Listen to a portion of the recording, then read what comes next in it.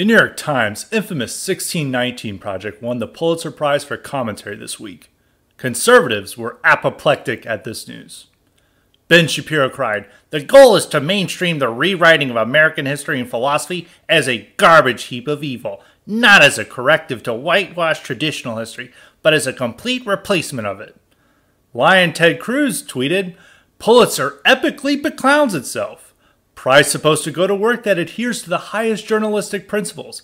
NYT's 1619 Project is explicitly not journalism. It is propaganda. In NYT's words, it aims to reframe our country's history. It's based on false premises." National Review writer Dan "Baseball Crank" McLaughlin lamented, "The most fundamental fault of the 1619 Project was precisely its combination of ideological goals and poor quality control. That lies directly at the feet of its editing.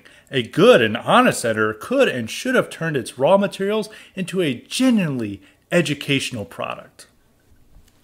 The New York Post editorial board said the only Pulitzer the 1619 Project deserved was for fiction.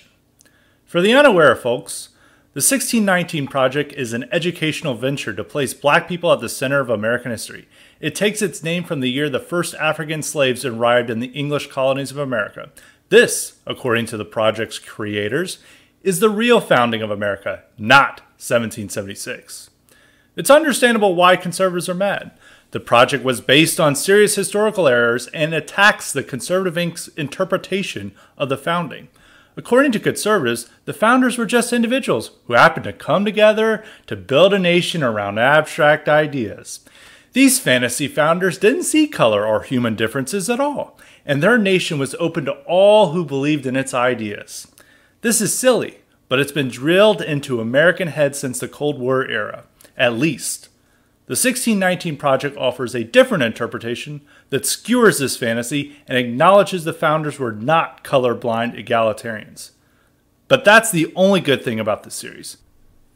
Most of the project's essays are groan-inducing. Examples include, "Why is everyone always stealing black music?" and "How segregation caused your traffic jam." Man, I hate it when segregation causes my traffic jam. The essay that won the Pulitzer was its lead article by project curator Nicole Hannah-Jones, which is titled, "America Wasn't a Democracy Until Black Americans Made It One." This is the most controversial contribution to the series. Hannah-Jones, who sort of resembles Pennywise the Clown from Stephen King's It with her dyed red hair, claims blacks are the real founders of America. They created American prosperity and pioneered American freedom. She writes, "Black Americans have also been and continue to be foundational to the idea of American freedom. More than any other group in this country's history, we have served generation after generation in an overlooked but vital role. It is we who have been the perfecters of this democracy." She also says, "The United States is a nation founded on both an ideal and a lie. Why? Because this nation proclaims that all men are created equal. Yet the, quote, white men who drafted these words did not believe them to be true to the hundreds of thousands of black people in their midst." Unquote. This essay asserts that the revolution was fought to preserve slavery. Hannah-Jones points to a 1772 English court ruling and a 1775 proclamation from Virginia's colonial governor, Lord Dunmore, to fortify her point. The court ruling in Somerset v. Stuart found that slavery was not upheld by English common law. Lord Dunmore's proclamation offered freedom to any American slave who fought for the British. These developments mean slavery was the basis of the revolution, according to her. More on that in a bit. Hannah-Jones also argues that Abraham Lincoln was a racist, blacks owe little to whites, and, quote, anti-black racism runs in the very DNA of this country, as does the belief, so well articulated by Lincoln, that black people are the obstacle to national unity, unquote. Conservatives ignored her more asinine claims that blacks built America to focus on the tarnishing of the Revolution and Lincoln. They are supported in their criticisms by a handful of prominent liberal historians. 5 historians, James McPherson, Gordon Wood, Sean Wilentz, James Oakes, and Victoria Bynum, demanded the New York Times correct the mistakes in the series last December. All 5 previously gave interviews to the Trotskyite World Socialist website. I guess this is the premier website for prominent liberal historians to complain about things they don't like, about how much they disagree with the 1619 Project. None of the five would be described as conservative, though Gordon Wood is Newt Gingrich's favorite historian. Their letter to the Times complained that the project lacked adequate academic vigor and made crucial errors. However, the historians were keen to praise the project for bringing much needed attention to racism in America. The New York Times initially dismissed the letter's complaints, yet the paper later admitted Hannah-Jones was wrong about the revolution and said the error will be corrected in educational materials provided to schools. Because, of course, public schools will now teach the 1619 Project to children. Why wouldn't they? The historians demolished Hannah-Jones' contention that the revolution was fought over slavery. The Somerset decision didn't impact the colonies and was little discussed on our side of the Atlantic. Lord Dunmore's proclamation was announced months after the revolution had already started. However, it did encourage colonials to join the Patriot side and is alluded to in the Declaration of Independence. The historians get on shakier ground about Lincoln. There is serious historical debate over Lincoln's support for colonizing freed slaves. The anti-1619 Project historians say he gave it up well before the war's end and wanted blacks to be fully integrated as citizens. Other historians say Honest Abe just stopped talking about it after 1862 and was still hesitant about full citizenship for black slaves. More recent scholarship seems to confirm the latter argument. That is a deeply offensive notion to the anti-1619 historians. They prefer to envision the Union's cause in the Civil War as a moral crusade to end slavery and uphold that all men are created equal. This view is undermined if the divine Lincoln thought blacks were better off outside of America. But they insist he was an anti-racist, even though Lincoln famously said in 1858 that he opposed allowing blacks to vote, serve as jurors, hold office, or intermarry with whites.